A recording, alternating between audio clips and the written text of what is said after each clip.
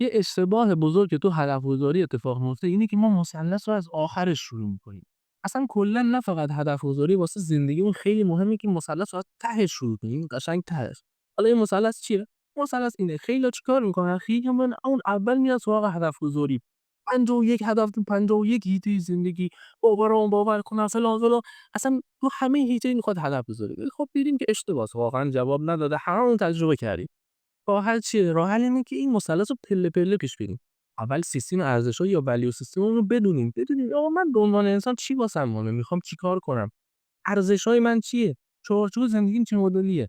اینو که دونستیم فهمیدیم من میخوام چه جور آدمی باشم، حالا می‌بینیم رسالتمون چیه. یعنی همه اینا باید توی یه راستا باشه. رسالت ما قراره در راستای ارزشامون باشه. رسالت یعنی چی؟ یعنی فاز من چیه؟ فازم میخواد سمت هنر باشه، فازم میخواد سمت ورزش باشه، بازم میخواد سمت آموزش باشه، میخواد چه مدلی باشه فازم. حالا که این دوتا رو دونستی، میایم در راستای این دوتا هدف گذاری می‌کنیم. ولی یه هدف گذاری که اصلا شکست هم بخوری حال می‌کنی بخوای.